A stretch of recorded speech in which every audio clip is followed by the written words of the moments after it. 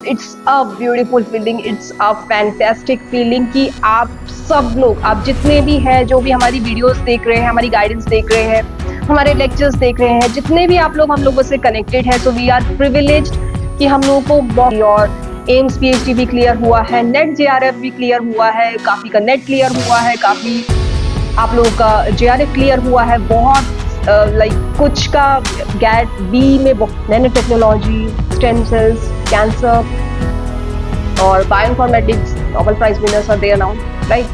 सो trending topics हैं। तो ज्ञान शुरुआत क्लास में बहुत ही बढ़िया वाला, बहुत ही धमाकेदार स्वागत अगेन। तो it's a beautiful feeling, it's a fantastic feeling कि आप सब लोग, आप जितने भी हैं, जो भी हमारी वीडियोस देख रहे हैं, हमारी गाइडेंस देख रहे हैं, हमारे लेक्चर्स देख रहे हैं, जितने भी आप लोग हम लोगों से कनेक्टेड है, सो वी आर प्रिविलेज्ड कि हम लोगों को मौका मिल रहा है आपके साथ अपनी नॉलेज, जितनी भी नॉलेज हम लोगों ने शेयर गेन की है और आगे भी गेन कर रहे हैं, इट्स अ लर्निंग प्रोसेस। सो आपके साथ हम लोग वो नॉलेज शेयर कर पा रहे हैं।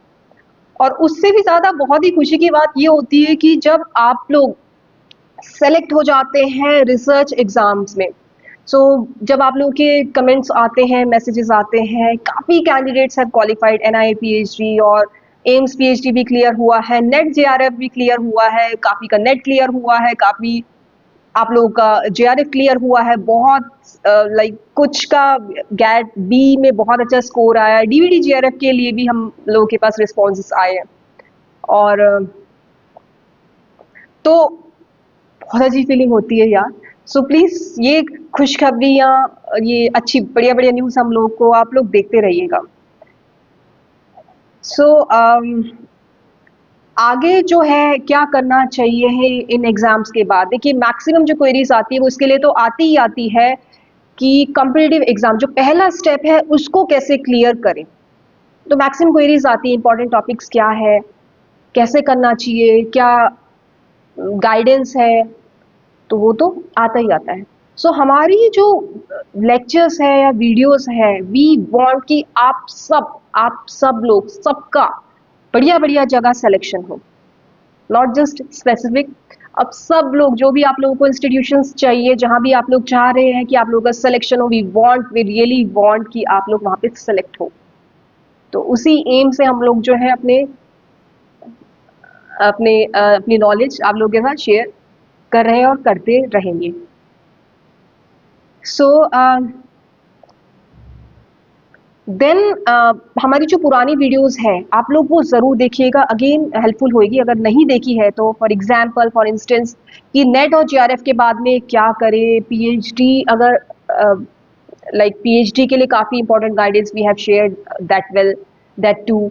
और जिनका नहीं नेट हुआ है, नहीं होता है, उसके लिए भी हम लोगों ने एक आप लोगों को गाइड किया है, वीडियो बनाई है। और इंटरव्यू के लिए क्या करें, क्या क्या चीज़ें मैटर करती हैं, इंपॉर्टेंट टॉपिक्स कौन कौन से हैं, इंपॉर्टेंट गाइडेंस क्या क्या है। तो please please please visit our previous videos, पक्का हेल्पफुल होगी आप लोगों के लिए। तो चलिए थोड़ी सी आप लोग बात कर लेते हैं आज पीएचडी से रिलेटेड, पीएचडी गाइडेंस से रिलेटेड। तो एज आई सेड कि जो मैक्सिमम क्वेरीज आती है वो इनिशियल स्टेप के लिए आती है, एंट्रेंस क्लियर कैसे करें। अब उसके बाद में जब एंट्रेंस क्लियर हो जाता है तो then then it goes for screening होता है कहीं कहीं इंस्टीट्यूशंस में, जैसे कि आईआईटी आईएससी में स्क्रीनिंग टेस्ट लगाते हैं, तो वो भी एक आगे के फर्दर स्टेप्स होते हैं। और जब वो सब भी क्लियर हो जाते हैं, ये रिटन टेस्ट वगैरह, देन कम्स दी बढ़िया वाला पार्ट, और वो होता है इंटरव्यू।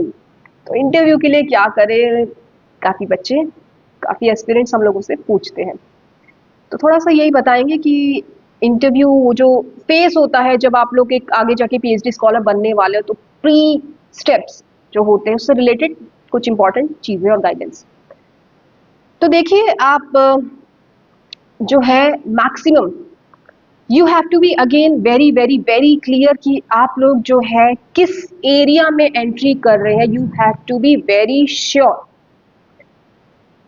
कुछ एस्पिरेंट्स ऐसे होते हैं जिन्होंने जैसे जो अपना एमएससी या एमटेक ऐसे टॉपिक में किया है, नैनोटेक में किया है, या किसी ने फिजियो से रिलेटेड में किया है, किसी ने बॉटनी में किया है, ऐसा होता है ना। और आप लोग आगे जाके उसको पीएचडी में स्विच करना चाह रहे हो, तो is it possible? Yes, this is definitely possible. हाँ, ये बात सही है, दिस इज एब्सोल्युटली ट्रू कि जो भी आपका पोस्ट ग्रेजुएशन में जो आपका थीसिस वर्क रहा है उससे ही कनेक्टेड दे वांट, उसको लेते हुए जो साइंटिस्ट या प्रोफेसर्स होते हैं वो इंटरेस्ट दिखाते हैं। But yes, you can definitely switch, आप लोग स्विच कर सकते हो, इट इज पॉसिबल। अगर आप लोगों को दूसरे एरिया ऑफ इंटरेस्ट में दूसरे एरियाज में ना या टॉपिक्स में या स्ट्रीम्स में इंटरेस्ट आ रहा है तो जो भी आपका इंटरेस्ट है, जिसमें भी आप लोग अपना बहुत सारा कमिटमेंट देने वाले एज अ स्कॉलर, भाई इट्स अ लॉन्ग जर्नी, तो बी वेरी श्योर आप क्या उसमें खुश हैं, क्या वो सही में आप करना चाहते हैं, ये चीजें मैटर डेफिनेटली करती है, डेफिनेटली करती है। Again it's not a degree, ये सिर्फ एक डिग्री नहीं, ये एक लॉन्ग टर्म कमिटमेंट है। So you have to be very very very passionate and love the subject जिसमें भी आप लोग, और लव द टॉपिक जिसमें भी आप लोग आगे अपने 5 और 7 years डिवोट करने वाले हैं। अब उसके बाद में मैंने यू आर वेरी क्लियर कि इसी फील्ड में जैसे नैनोटेक में, स्टेम सेल्स में बहुत सारे trending topics, again I am repeating, nano technology, stem cells, cancer और bioinformatics, Nobel prize winners are there now, right? So trending topics है, तो अगर आप लोग इसमें इंटरेस्टेड है, थॉरो स्टडीज मस्ट, बहुत अच्छे से detailed study, thorough study, latest data, very very very good journals, very high impact factor journals, ये सब आपको नॉलेज होनी चाहिए। और उसके बाद में देन नेक्स्ट कम्स, जो स्टेप आता है वो ये आता है कि आपके जो साइंटिस्ट या प्रोफेसर जिनमें आप करना चाह रहे हैं, जिनके अंडर, तो प्लीज उनके बारे में भी, उनकी प्रोफाइल बहुत अच्छे से पढ़ना, उनकी पब्लिश डेटा क्या क्या है, ये चीजें अगेन बहुत मैटर करती है। तो अगेन जब इंटरव्यू होता है आपको पैनल को कन्विंस करना है, एज आई स्टेटेड अर्लियर, कि आप जो है एक रिसर्च स्कॉलर ऑलरेडी है, you are a great fit, और वो आपको लेने मतलब लाइक ले बस अपने इंस्टीट्यूशन में, उनको आपको कन्विंस करना है वहां पे। एंड सरप्राइजिंगली कभी कभी ये होता है, सपोज जो पैनल है जो बैठे हुए हैं वहाँ पे डिग्निफाइड साइंटिस्ट और प्रोफेसर्स, तो आप तो दो प्रोफेसर्स अपने दिमाग में आपने डिसाइड कर लिया है, तो कभी कभी ये होता है जब हम लोग बहुत अच्छा इंटरव्यू देते हैं तो दो और जो है, 2-3 और जो बाकी के प्रोफेसर है वो अपने इंटरेस्ट लेते हैं, तो again it's a good thing. अपना एम तो रखना ही रखना है कि मुझे इनके अंडर में ही करना है, तो आपको वो तो कन्विंस उन लोगों को तो करना ही करना है, लेकिन जो आप में इंटरेस्ट ले रहे हैं, प्लीज डू नॉट नेग्लेक्ट। ये गलती हम लोग कर देते हैं, तो उन प्रोफेसर्स के बारे में भी, उन फैकल्टी के बारे में भी आप लोग थॉरो स्टडी करिएगा, मे बी उनके अंडर में आपको अपना एरिया ऑफ इंटरेस्ट मिल जाए, बहुत अच्छे आप लोग आगे जाके जो है अपना डेटा पब्लिश कर दे। So please don't be disappointed अगर आपके जो पसंदीदा लेक्चरर फैकल्टी है या प्रोफेसर है वो नहीं ले रहे हैं, तो जो आप में इंटरेस्टेड है, जो चाहते हैं कि आप उनके अंडर में पीएचडी करें, तो उनके बारे में भी पढ़िए। So that's again a good thing. Okay, then next comes, देखिए सीवी के बारे में तो मैं आप लोगों को बताती आ रही हूँ कि सीवी आप लोगों को कैसे, मतलब बहुत बढ़िया करना ही करना है, क्या क्या चीज़ें मैटर करती है सीवी में। तो अगेन प्रीवियस वीडियोस आप लोग जरूर देखिए हमारी। उसके बाद में then I talked of even like research proposal. Now the question arises कि रिसर्च प्रपोजल क्या एक्चुअल में मैटर करता है? करता है। स्टेटमेंट ऑफ पर्पस आप लोगों ने सुना होगा, तो देखिए इंटरनेशनल लेवल पे तो ये होता ही होता है, this is must. Statement of purpose you have to make, research proposal इसके बारे में मैं और डिटेल में आप लोगों को बताऊंगी इफ यू आर इंटरेस्टेड, ये कैसे बनाते हैं ये सब चीजें। तो तो when you are looking for a master of researches और PhD projects abroad international level पे, तो ये तो डेफिनेटली मैटर करता ही है। आप लोगों को अप्रोच करना है अलग अलग अपने फेवरेट पसंदीदा साइंटिस्ट लोगों को, ये सब फॉरवर्ड करके। So CV, statement of purpose, research proposals and even your credentials graduation के।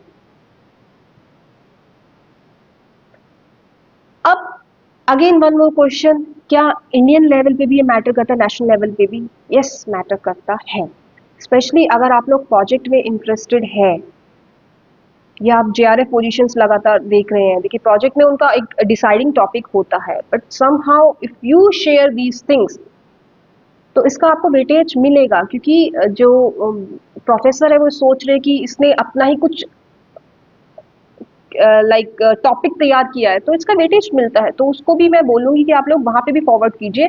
अगर आपका रिसर्च प्रपोजल रेडी है तो statement of purpose, main research proposal ready है तो नेशनल लेवल पे इट मैटर्स, सीवीएम, योर फेलोशिप्स और जितने भी आपके कॉम्पिटिटिव एग्जाम या रिसर्च एग्जाम्स निकले हैं ये मैटर करता है। और यस, रिसर्च प्रपोजल भी अगर रेडी है, अगर आपने अच्छे से थॉरो स्टडी किया तो प्लीज फॉरवर्ड उन लोगों को भी। तो करते रहिए करते रहिए करते रहिए, इट्स अ लॉन्ग प्रोसेस, यहाँ पे आपको गिव अप नहीं करना है।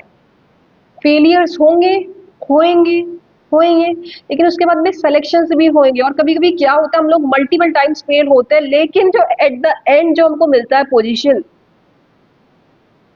वो सबसे बेस्ट मिलता है। तो यू नेवर नो।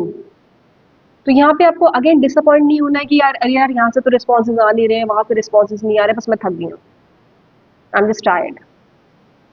ये नहीं करना है, आपको लगे रहना है। फेलियर्स और rejections are a normal part. अब कहीं पे भी देखिए, आप सुनते आ रहे होंगे, कहीं पे भी आप लोग अप्लाई करेंगे तो ये होता ही है, क्योंकि बहुत ज़्यादा कंपटीशन है।